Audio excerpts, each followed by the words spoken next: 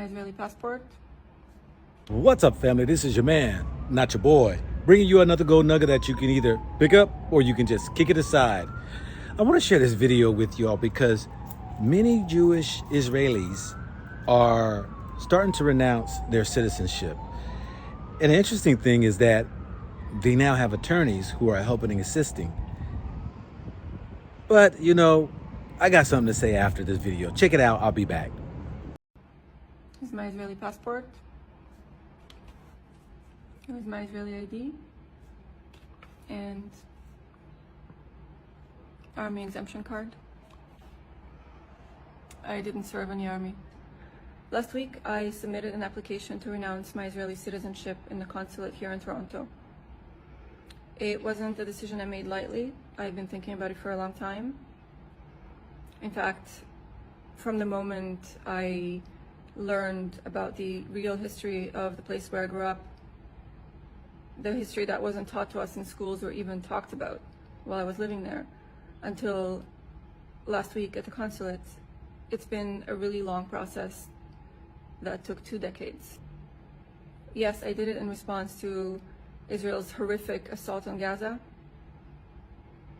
but since this isn't the first time that Israel is bombing Gaza, why now? Why this moment?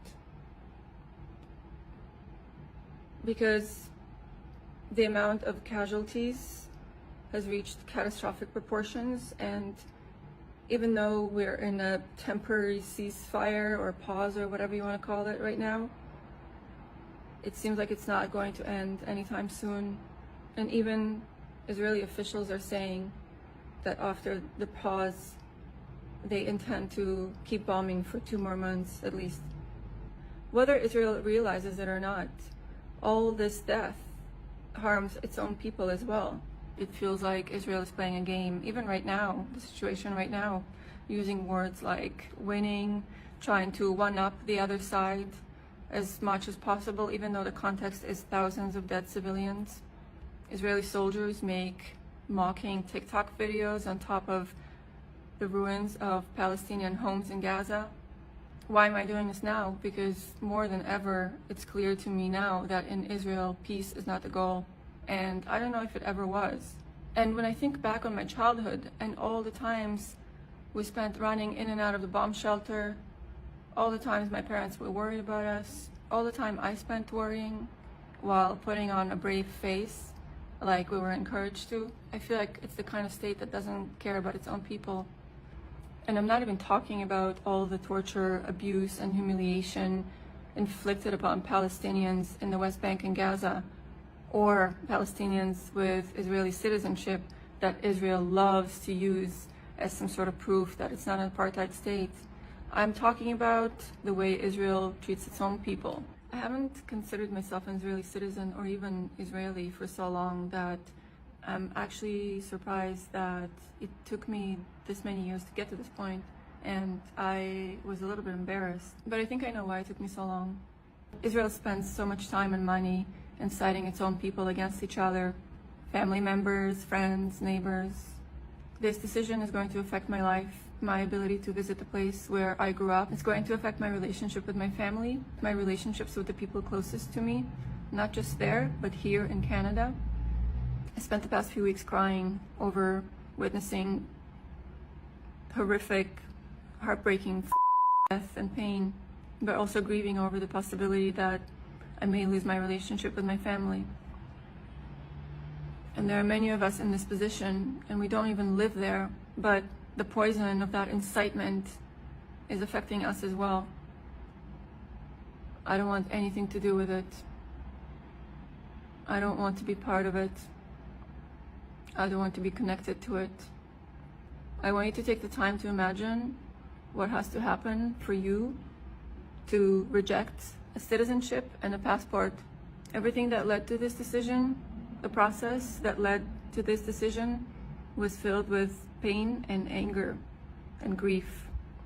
But this decision is necessary. I'm done. Shalom, my name is Michael Decker and I'm a lawyer within the law offices of Decker Pec Co. Today I wanted to discuss with you the matter of renouncing Israeli citizenship on a voluntary basis. There are many Israelis that, for various reasons, want to renounce their citizenship. And Section 10 to the law of citizenship basically resolves and deals with the renouncing of citizenship, and there is a policy that deals with this as well. There are many Israelis that leave Israel, marry foreign citizens, live with them abroad, have children, and did not register their children in the Israeli embassy. And then they discover that when they come to Israel, they are asked questions that they're not ready for, and also the same goes for when they leave Israel because they did not register all their children. And in addition, some families don't want the obligations of being an Israeli citizen, such as paying taxes and having their kids resolving their status with the IDF. And for these reasons and others, many Israelis decide to renounce their Israeli citizenship. In order to undergo a process to renounce Israeli citizenship, first, the family must register all their children as citizens, and only after all their children are registered as citizens, then they need to renounce the citizenship of the whole family. In addition, in order to renounce citizenship of minors, one parent needs to sign a declaration, but both parents need to give their full consent, and the Interior Ministry needs to check this. And if both parents don't give their consent, the one parent that is going through the process must present a verdict proving that he has full custody over the children. And if the child is above the age of 16, then he must give his personal consent to the process as well.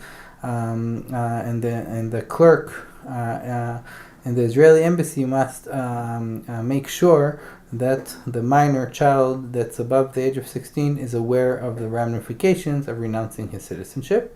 In addition, before approving an application for renouncing someone's citizenship on a voluntary basis, the Interior Ministry will need to check if there are any army obligations if the minor child is above the age of 15. And if we're dealing with new immigrants that immigrated during the 90s, then the Interior Ministry will need to check if there are any debts or obligations to the Ministry of Housing in Israel.